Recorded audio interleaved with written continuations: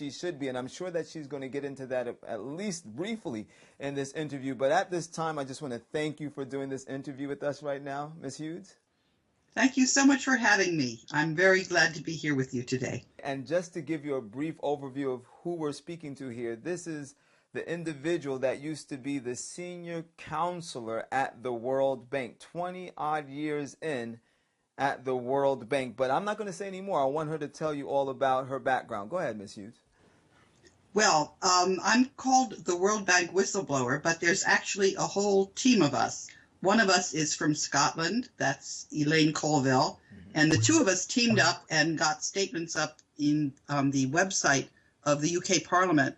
The last statement that we got up was in July, and there Elaine answered the question whether the UK Parliament was protecting the public in the UK and was answering complaints of its people by saying absolutely not. She had spent about 3 or 4 years complaining to the Ombudsman, the Prime Minister. She just exposed the whole government in the United Kingdom. Wow. Now, I had met with the UK Serious Fraud Office in 2010, and after that, the Serious Fraud Office called up the Securities and Exchange Commission, which stonewalled.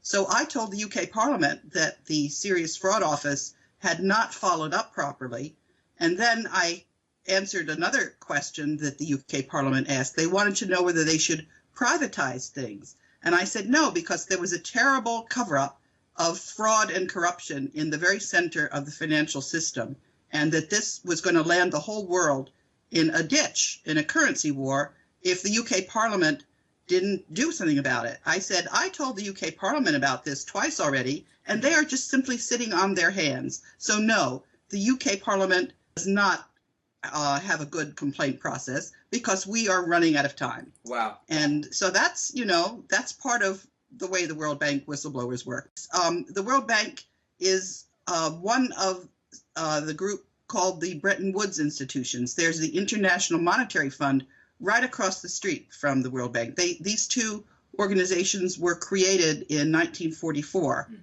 by 44 countries. Right now, they're 188 countries. Right. And when this corruption hit, and by the way, I did just what a lawyer is supposed to do inside one of these organizations. The World Bank issues bonds on the capital markets, $180 billion worth of bonds.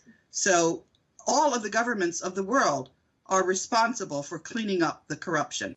Now, if I can just stop you for 1 minute, that's the whole reason why you're not with the World Bank anymore, because you were doing your job as a lawyer and you were speaking out about the corruption that you saw taking place within that institution. Can you talk a little bit about your run-ins with the individuals over there as you were trying to do your job? Yes, I certainly can. And let me tell you that there are people who have been helping all along, and the number of people that have been helping has grown by leaps and bounds, because one of the things that the World Bank is it's a knowledge bank. And there was a very accurate modeling tool that was actually developed in the Department of Defense. And Jacek Kugler is a political scientist who came to the World Bank, and I was very curious about what he had to show to the rest of the world. Right. And so I took him with me to Ghana, and then I asked him if he would give me a freebie and model rule of law. And that was in 2004. And this model is very, very accurate. It's got a track record that if there's ever a dispute between the intelligence analysts and the model wins hands down every time. So I modeled rule of law, and it was just inside the World Bank. But guess what? The World Bank is kind of like a microcosm. It's a reflection of the whole world politics inside one organization. It's like a co-op, but the countries don't just have one country, one vote. The votes are weighted. The United States is the most powerful country. It has a 16% vote, and then the other countries have smaller shares. But so when I was modeling rule of law at the World Bank, I was actually also modeling rule of law inside the whole world. I hadn't understood that. I thought the corruption that I was reporting was just a problem internal to the organization. I thought it could be solved. But then when the U.S. Congress asked the World Bank to solve the problem, and then they fired me, I realized that there was a bigger problem behind that corruption inside the World Bank. And I'll cut right to the end of where the problem is, Okay. Because it's been kind of like going up in an elevator. You think you've solved the problem, and then it turns out there's corruption behind that corruption. Behind the veil, per se. Yeah, it's like peeling an onion to get to the inside to see where all this corruption is coming from. And where did you find the paper trail led to? Well, it's also the money trail. You know how they say follow the money? The money trail, that's right. Yes. So there's the best university in Europe is called the Federal Institute of Technology. It's in Zurich, Switzerland. That's correct. Okay. Yeah, and there are 3 mathematicians who took accurate data on who owns the world's companies. There's 43,000 of the transnational corporations who have shares traded on the capital markets. Right. And they found out that there was a secret super entity, mostly bankers. So you've got Goldman Sachs, you've got Citibank, you've got Bank of America, you've got, Deutsche Bank. But it turns out that these banks are actually all one bank. Wow. Yeah. And they're the group that owns the U.S. Federal Reserve System. And they also have seized control of 60% of the annual earnings on the capital markets and 40% of the value of these companies. But they didn't do it by investing a lot of money. It's a lot of money, but they have 10 times more the power that you would actually expect them to have. And they did this very cleverly by having the same directors go from one of these companies to another. And to answer your first question, they also control all of the media. They control the television programs, they control the press, they control the movies. And so you're being brainwashed every single day of your life. And when you're trying to find explanations for what's going on, the first thing you need to do is to disregard what's ever on the news or written on the headlines, because that's just to trick you and to keep you ignorant. I can give you another analogy, and it's a very good analogy. Think of The Wizard of Oz. It was written by, I forget his first name, Baum. Right. He was writing something to educate people about what they needed to do for their money system. And so the Yellow Brick Road, the economy, that's gold. Mm-hmm.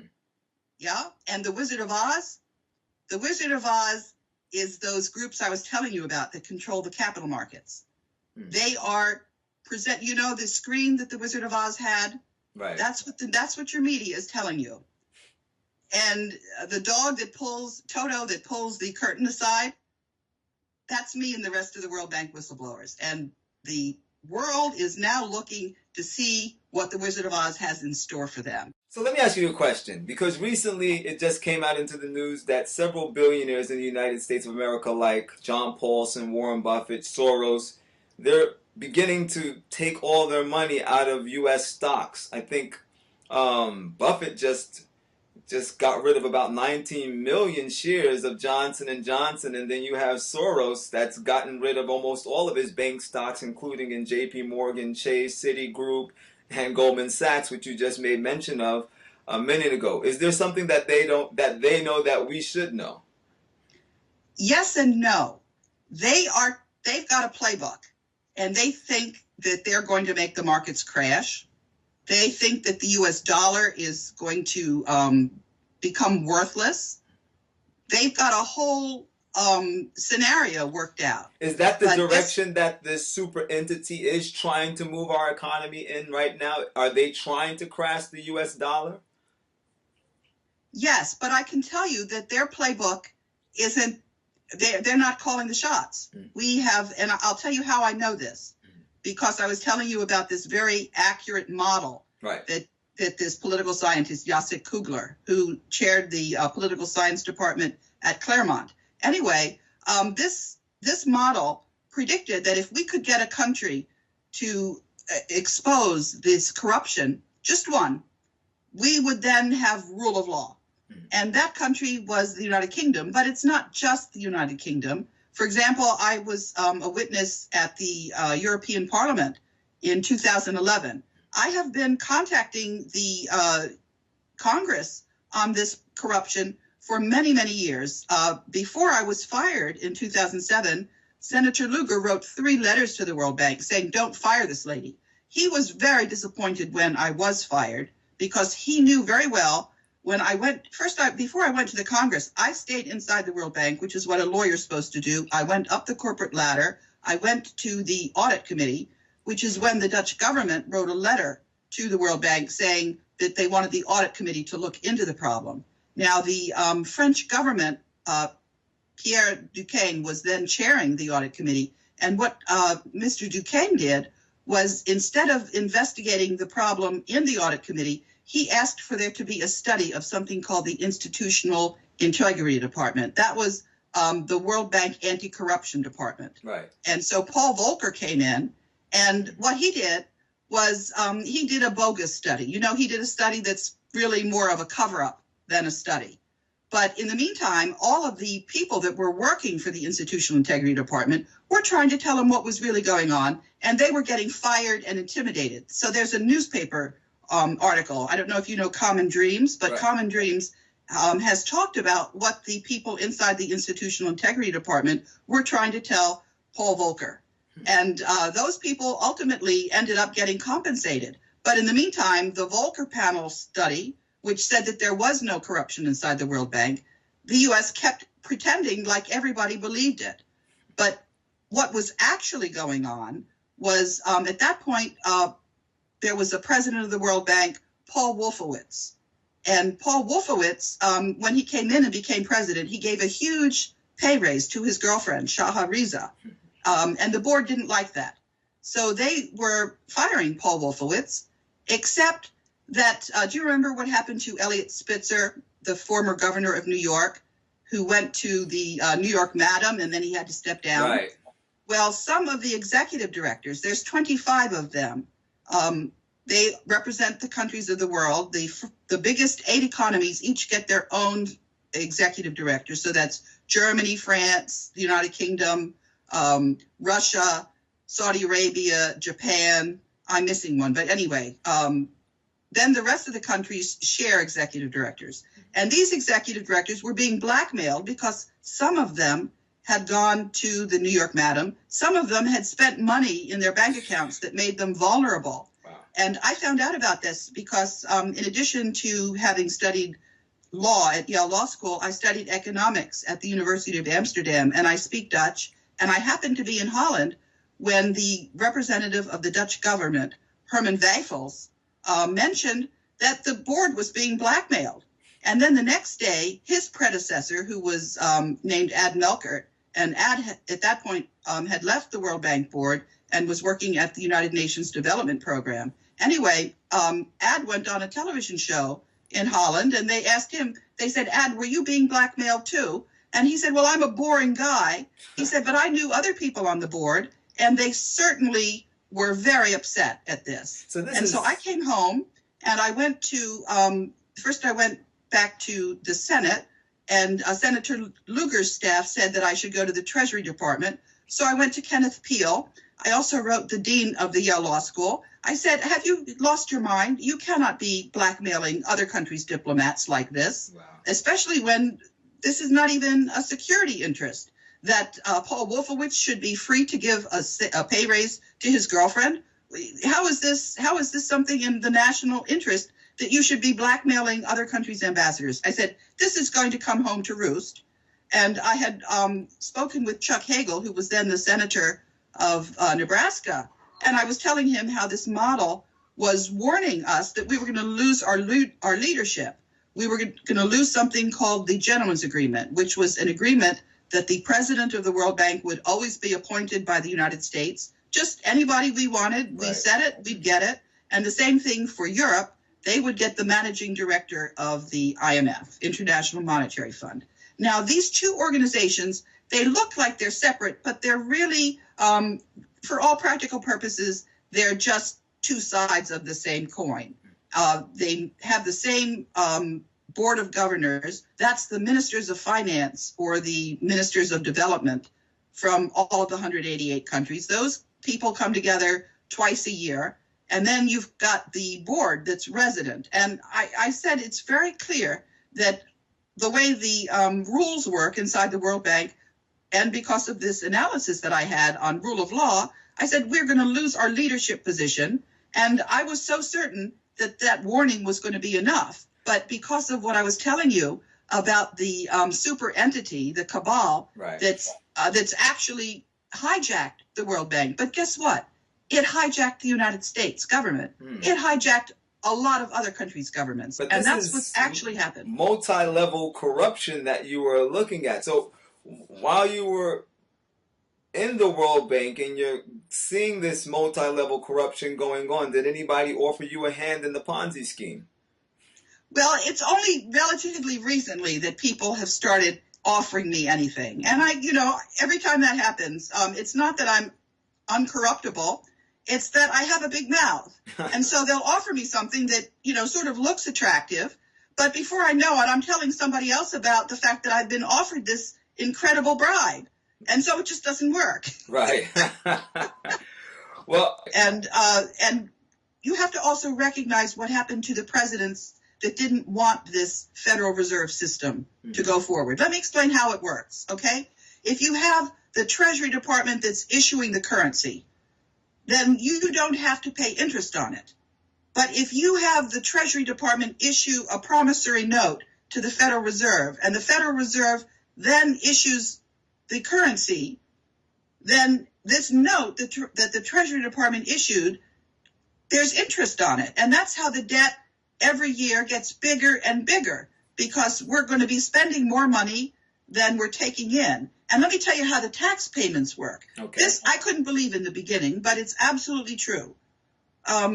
When you fill out your taxes and you send a check one place and you send the tax form another place, the check that you send goes directly to the Federal Reserve, and they take that check and they send it to the United Kingdom, and the UK keeps, not the government, the UK banksters keep 40%, and then they send 60% onto the Jesuits in the Vatican. That's what's happening to our tax dollars. Wow. Now, how are we financing our government? We're selling drugs.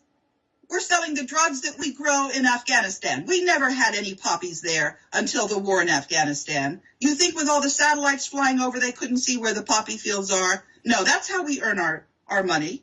Wow. How does that grab you? Is that a good arrangement? Wow. No, it's not a good arrangement. So are you basically saying that the money that's being fed into the IRS ends up at the Vatican? 60% of it, except for the 40% cut that goes to the United Kingdom. Now, let me tell you how that happened.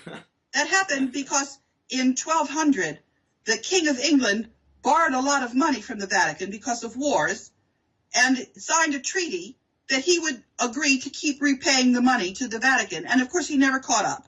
So he was in trouble. And then, do you remember when our Capitol building was burned down in 1812 by the UK? Right. Yeah. Okay. We have been having to pay war reparations to the United Kingdom all these years, and nobody has bothered to tell the people about it. And Lincoln, when he was financing the Civil War, issued greenbacks directly without involving the bankers. Mm-hmm. That's why he was rubbed out. And JFK, he had a memo that he was going to sign where he was going to just erase this compounding of interest on the U.S. debt. He was going to have our currency issued directly by the Treasury Department. He was assassinated 11 days after he signed that memo. So these banksters are bound and determined to keep us, what can I say, imprisoned in debt. Except that it's not working, because what we've done is we've alerted all the countries of the world. I have written to the ambassadors of all these countries many, many times. I've written to, in Washington and in New York, I wrote them a letter a couple of months ago where I was telling them about the fact that their ambassadors were all being blackmailed when they tried to fire Paul Wolfowitz. So the whole world is laughing at the fact that the American public is totally in the dark and duped by their media that refuse to tell them what's really happening. Now, I certainly want you to elaborate a little bit more on a specific point that you just made, and I took you back to it a second ago, and that's the fact that our tax dollars, you're saying 60% of our tax dollars get cut to the Vatican and the Jesuits. And I think for a lot of people out there, that's a pretty astounding, revelation because, you think of the Jesuits, we have Pope Francis now, whom our president praises, and he's the very first Jesuit pope. And some people, when they think of the Jesuits, they think of an order of meek and humble men and all of these things. Why would the Vatican and the Jesuits be, caught up in such a stink like this? What in your perception, and what is their worldview? Are they a bunch of megalomaniacs? Are they just trying to amass a stupendous amount of wealth? What do you perceive in this whole situation for the Jesuits in the Vatican? I'm so sorry to have to tell you. First of all, let me start out by saying that this has absolutely nothing whatsoever to do with the Catholic faith. Mm-hmm. This has absolutely nothing whatsoever to do with the people of faith that are not aware of this. That's right. And I have to tell you that there are, unfortunately, people who will mock the faith and they will put on the priest's garb just so that they can hide their crimes. These are criminals. These are not Catholics. Wow. And unfortunately, there are many of them at the very top. It's rot at the top. Wow. And that's the way it is, and it's been documented. And I've been working with people who have documented this. It's been going on for a very, very long time. You can read what our founding fathers had to say about the Jesuits. After Lincoln was assassinated, the Jesuits were not allowed certain things, certain privileges in the United States. And that ban on the Jesuits was lifted by Ronald Reagan, unfortunately. That's very interesting that you said that because, I do have some knowledge of this. I just wanted to hear what you had to say on the issue. But all throughout the 1600s, the Jesuits were actually put out of all of the nations in Europe because the monarchs there realized that they were the ones responsible for fomenting these revolutions within their countries. And Ronald Reagan, interestingly, was the first one to appoint an ambassador to the Vatican for the United States of America. And we know that Pope John Paul II and Reagan worked very closely together for the bringing down of the USSR. And so very interesting. Anyway, please proceed. Well, I think let me switch to where we're working together, what we have achieved. Right. And people are going to be surprised. But first, actually, let me tell you a little bit about what goes on with the birth certificates of your children. If you look at them, their names are all in capital letters. This is because when a baby is born and gets a Social Security number, what the bankers are doing is they're estimating the amount of taxes that child is going to generate through their lifetime as a taxpayer. And they issue a bond on the capital markets in the name of that baby. And then, this sounds improbable, but again, I'm telling you, sometimes truth is stranger than fiction. That's right. So when you're married and you go before a justice of the peace, your marriage license is also in all caps. It's as if two ships had met in the night. Maritime You're not law. really married. Maritime law. That's right. Mm-hmm. And this huge scheme has been bilking the American citizens out of their wealth, but also out of their status as citizens with a constitution. I just have to say this once again for everybody that's watching. This is Karen Hughes, the former senior counselor for the World Bank, 20 years in the World Bank. She's not some raving lunatic. This is a well-educated individual at the Ivy League school, Yale. I think we need to listen. Go ahead, my sister. Well, the United States is not the only country that has been, what can I say, put in this terrible situation. It's called state capture. Yes. But it's not hopeless. As a matter of fact, we're winning. We're taking our republic back. And the way that we are doing this is, it's just beautiful. It's more beautiful than you can ever imagine. There are people who have devoted their entire lives to going around from state to state and alerting people to this problem. And we have in our Constitution, Article 5, which says that when state legislatures ask for a constitutional convention, the Congress is required to call a constitutional convention. So by 1929, Wisconsin was the 35th state to request a constitutional convention and wrote a scathing letter when the constitutional convention was not called. By now, we now have 49 of 50 state legislatures that have called for a constitutional convention. This convention should happen yesterday, and we can take back our republic. Wow. It's all there for us. We don't have to do anything other than demand our rights. Now, what about this mega conglomerate? Are they going to just allow this to happen?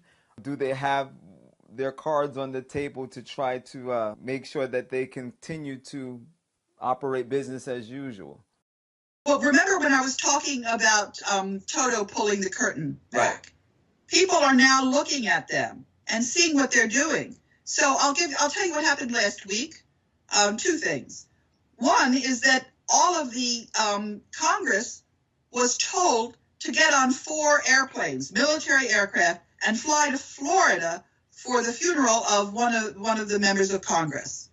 And I've been working together with a group of people that call themselves Able Danger. That's named after an agent that was working to try to prevent false flags. And anyway, so we warned Congress that if they got on those aircraft, one of two things could happen. It could be diverted to a prison. It could be diverted to Guantanamo Bay, or it could crash those military aircraft. And we advised them not to go. And as a result, only 30 Congress people did go. So, we're working the problem. And Karen, why doesn't any intelligence agency get neck deep into this thing, like the CIA? They are part of the problem. Now, when you say they're part of the problem, expound on that a little bit. When the CIA was set up, it was set up with a special job to guard the world's gold. There's a lot more gold than people know about 3 or 4 times what people are officially told. Right. And a lot of this gold is on deposit all over the world. There's 170,000 tons in the Bank of Hawaii. That's more than people say is in existence on Earth already. Yeah? Right. And the CIA was set up to guard that gold. Wow. It wasn't even supposed to be for the United States alone. It was supposed to be for that special purpose. But they lost their way, the CIA.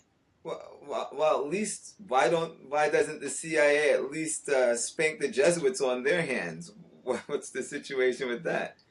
Because the Jesuits are in charge of the CIA. Wow, that's a big revelation there. Wow, you've said so much. I'm going to continue on this line because you made mention of Lincoln and him actually moving in the right direction for our country, issuing greenbacks, and because of that, he ended up in a casket. Then you have JFK, and he was trying to move our nation back in the right direction as well. Interesting enough, first Catholic president, and he ended up body bagged. So what about all of their successors, if I can say it that way? Is it that the presidents thereafter fell in line? Is Obama falling in line? Let's just get right to the punch. Is Obama falling in line with the whole agenda, or is he pushing at it anyway? What's your take on that? Unfortunately, he's not in a position. His wife is being blackmailed. How so?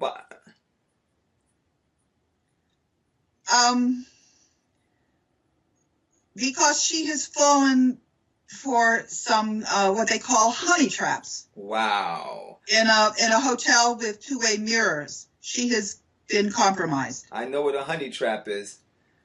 Wow. And there are other things involving him. His mother was a CIA agent, and he was raised in a way that made him a person who would trap people with honey traps. That was his mother's job in the CIA, to entrap people in hotels. Wow. That was a huge bomb. I have one that's even worse. I'm listening. Okay. A couple of weeks ago, I believe it was the 8th of October, there was supposed to be a nuclear bomb detonated on South Carolina.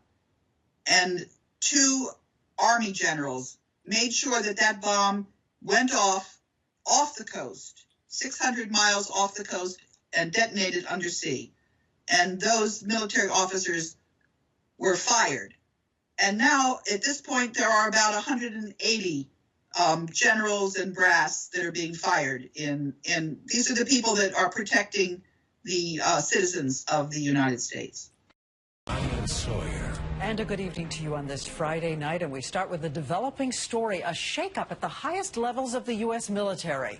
A top general in charge of nuclear weapons fired, and this comes 48 hours after another top military commander was dismissed. ABC's chief global affairs correspondent Martha Raddatz has been talking to her sources all day, has the very latest on what's happening right now. Martha. Diane, these officers have some of the highest security clearances you can get and have been in charge of the nation's most sensitive nuclear arsenals.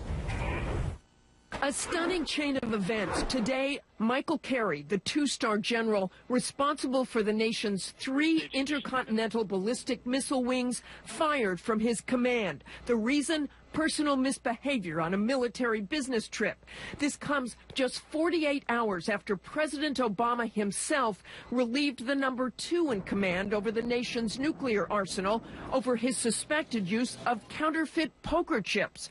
These follow an alarming string of general officers losing their jobs this year for inappropriate behavior, misconduct, or lack of leadership. 2 Marine Corps generals fired less than 2 weeks ago for not providing proper force protection in Afghanistan. An Army Brigadier General relieved of duty for adultery. An Army 2-star general fired for groping a civilian. And in March, a Navy 1-star removed for racially insensitive comments and abusive leadership. Last spring, the chairman of the Joint Chiefs of Staff was so concerned about all the high-profile cases, he sent a letter to Pentagon brass urging a recommitment to ethical leadership.